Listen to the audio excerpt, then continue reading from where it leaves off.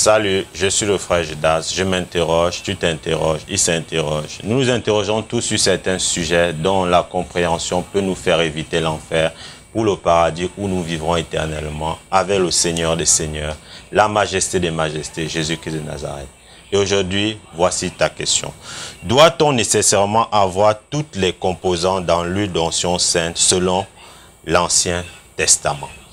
Et voici le deuxième volet de ta question, toujours concernant l'huile d'onction sainte. Qui peut préparer l'huile d'onction dans la Nouvelle Alliance? Je tiens déjà à te remercier pour ta question, pour tes questions, autant pour moi, qui sont des contributions très importantes pour l'avancement de l'œuvre de Dieu. Que Dieu te bénisse infiniment pour cela, au nom de Jésus-Christ.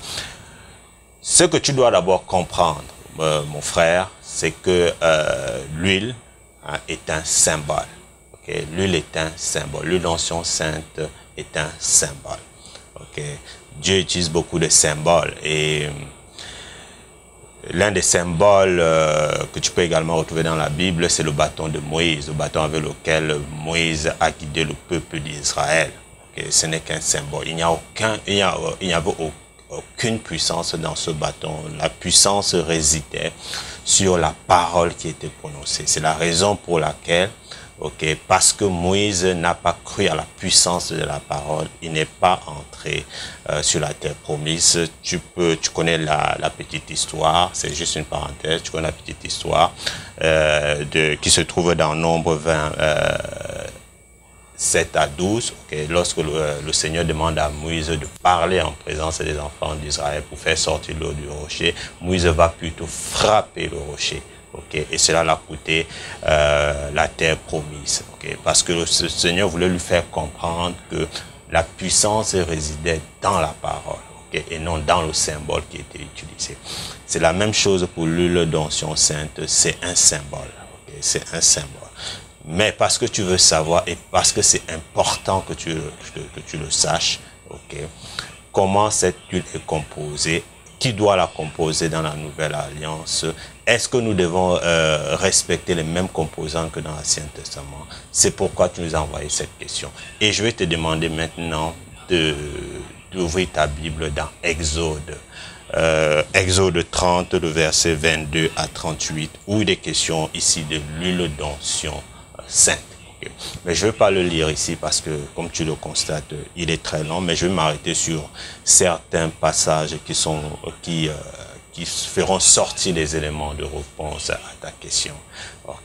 Et je vais commencer ici là, à m'arrêter au verset 24, qui te parle ici d'huile d'olive. Ce que tu dois comprendre, c'est que ce n'est pas n'importe quelle huile qu'on utilise pour l'huile d'onction sainte, c'est l'huile d'olive.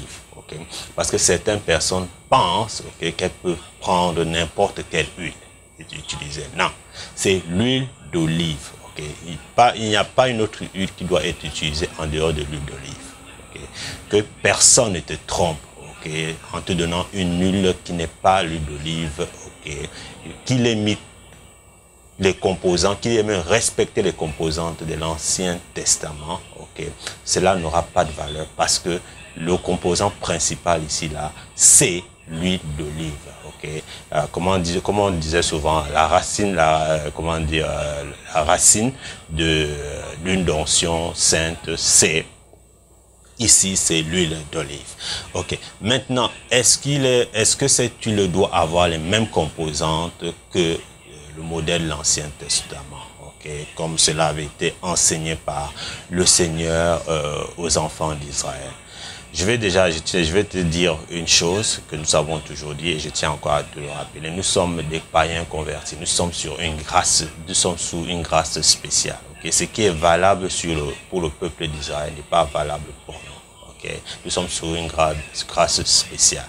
Et comme je t'ai dit en introduction, l'huile n'est qu'un symbole. Dieu n'a pas besoin de ça pour pouvoir faire quoi que ce soit. La puissance ne réside que sur la parole que tu prononces, que l'homme de Dieu prononce lorsqu'il bénit cette huile. C'est là où réside la puissance de Dieu, c'est sur la parole et non sur l'huile en elle-même. Et maintenant, une chose qui est très importante, que tu dois également comprendre, parce que je t'ai dit, je ne lirai pas ici tout le passage, okay? C'est la personne qui doit composer l'huile d'onction sainte. Okay? Et le verset 33 ici, là, de notre passage que nous sommes en train d'étudier ici, te dit, quiconque en fera de semblable ou en mettra sur un étranger sera retranché de son peuple. Quiconque. Quand le Seigneur te parle ici de quiconque, il s'agit ici, là, okay, de quelqu'un qui n'est pas un appelé, quelqu'un qui n'est pas un berger, quelqu'un qui n'est pas un pasteur, qui a l'onction divine. Okay? Si une personne qui n'a pas l'onction divine, qui n'est pas appelée, te donne une onction, prépare une onction, prise une onction et te donne de l'utiliser, sache que non, cette onction n'aura pas d'effet, okay? N'aura pas la puissance, bien qu'il aura prononcé des paroles, mais ces paroles-là n'auront pas de puissance parce que, okay, il n'a pas été appelé. Okay? Donc, dans la nouvelle alliance, okay, c'est la personne qui a été appelée. C'est un pasteur, okay, un oint de Dieu qui peut préparer l'huile d'onction dans la nouvelle alliance. Okay? Bon, maintenant, concernant les composantes de l'huile d'onction, okay, pour finir, il n'est pas nécessaire que, comme je te disais tout à l'heure, que nous sommes sur une grâce spéciale, il n'est pas nécessaire d'avoir toutes les composants, comme dans le modèle de l'Ancien Testament. Le composant le plus essentiel, comme je te dis, la racine, c'est l'huile d'olive, et ajouter à cela le parfum. Okay? Et le verset, disons 38, c'est le dernier verset qui te dit, te parle ici là, pour le sentir, c'est-à-dire il faudrait mettre ici un parfum, okay, pour que l'huile d'olive que tu utilises puisse avoir un parfum. Et le parfum, et quand tu lis le passage, ici on te parle de l'art du parfumeur, c'est-à-dire selon la fabrication, okay, selon le parfum en présence et tout. Donc, c'est important pour toi que tu comprennes cela. Le composant le plus important dans l'huile d'olive pour constituer l'huile d'onction sainte, c'est le parfum. Tu peux ne pas mettre les autres composantes parce que, comme je t'ai dit tout à l'heure, nous sommes sur une grâce spéciale. Je te remercie pour ta question. Je pense avoir apporté tous les éléments de réponse à cette question, ou à ces questions si tu préfères.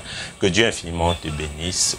Okay, pour l'avancement de ton œuvre. D'autres questions, okay, si tu les as, envoie-les nous tout simplement sur notre adresse email, la sainteté 1, comme le chiffre 1, @gmail.com. Et nous ferons un plaisir de te répondre. Que Dieu te bénisse infiniment. Au nom du Père, du Fils et du Saint-Esprit. Au nom de Jésus de Nazareth. Amen.